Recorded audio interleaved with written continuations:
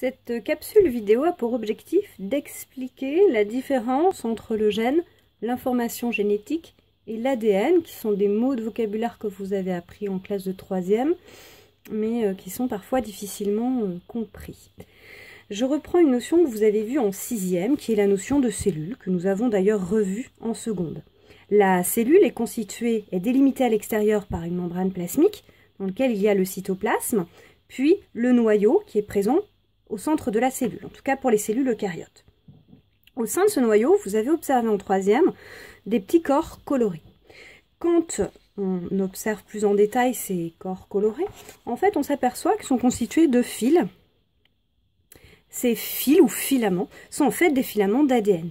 Ils peuvent se présenter sous la forme décondensée comme ici, ou bien se condenser. Lorsqu'ils se condensent, ils vont former une pelote. Et cette pelote, si je l'observe bien ici, donc je vais la détacher, eh bien, elle est bien visible et elle constitue un petit filament qui est un filament d'ADN. Vous avez ici l'ADN décondensé, puis l'ADN condensé ici qui forme le chromosome. Le schéma suivant représente exactement la même chose. L'ADN ici est décondensé, puis c'est condensé sous la forme d'un brin de chromosome. Vous avez vu en 3e que les chromosomes peuvent à certains stades de la cellule passer sous la forme de 2 brins. Pour simplifier la présentation ici, on gardera le chromosome sous la forme d'un brin. Je reprends ici ma cellule. En réalité, je n'ai pas qu'un seul filament d'ADN, mais j'ai plusieurs filaments d'ADN. Quand les scientifiques les ont observés, ils se sont rendus compte en fait ici que à chaque chromosome de la cellule, on pouvait trouver un chromosome homologue, c'est-à-dire un chromosome identique qui avait la même taille que les chromosomes. Pour chaque chromosome, il s'agissait de la même chose, et ils ont rangé les chromosomes par paire, donc de chromosomes homologues, et par ordre de taille, du plus grand jusqu'au plus petit. Ils ont obtenu un document qu'on appelle un karyotype. Ce karyotype vous est présenté ici.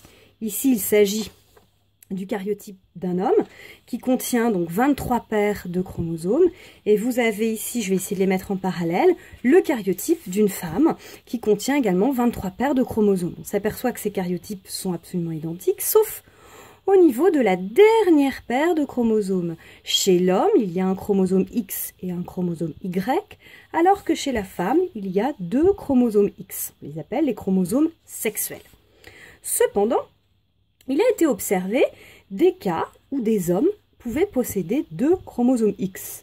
Comment expliquer cette anomalie? Eh bien, quand les chromosomes ont été observés, on s'est rendu compte que sur l'un des chromosomes X, il y avait un morceau de chromosome Y. Donc ce morceau est normalement situé sur le chromosome Y et il est appelé SRY. On s'est donc rendu compte que pour avoir le caractère masculin, il ne fallait pas avoir tout le chromosome Y, mais simplement un morceau de chromosome Y. On a pu, à partir de cette observation, donner la définition d'un gène. Le gène est un morceau de chromosome qui permet la présence d'un caractère. Ici, un morceau de chromosome Y qui permet la présence du caractère masculin. Si on regarde bien les chromosomes, on n'y voit pas de caractère. On n'a jamais, si on s'intéresse au caractère couleur des yeux par exemple, on ne voit pas de chromosome avec des yeux bleus ou des yeux verts. Donc, le gène ne contient pas directement le caractère, mais une information qui va entraîner l'existence d'un caractère. Et c'est cette information qu'on appelle l'information génétique.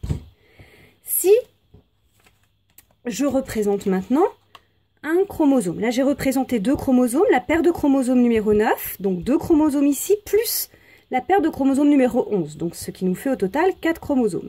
Eh bien, je me rends compte que sur un chromosome, il peut y avoir 2 gènes différents. Et que chaque portion de chromosome va coder pour un gène différent. Vous avez ici, par exemple, le gène qui va coder pour le groupe sanguin. Vous avez ici, sur le chromosome numéro 11, à peu près dans la partie supérieure, un gène, par exemple, qui va coder pour la forme de nos globules rouges. Maintenant, quel est le lien entre le gène, le chromosome et l'ADN? Eh bien, si je reviens ici Alors là, j'ai représenté la molécule d'ADN condensé, c'est-à-dire le chromosome, avec son gène A et son gène B. Eh bien, ce filament de chromosome, je peux le dérouler, puisqu'on a dit que l'ADN était un morceau d'ADN condensé. Donc, si j'arrive à le dérouler, eh bien, on va voir ici que tout simplement, le gène est situé ici. Donc le gène est bien un morceau d'ADN qui porte une information génétique.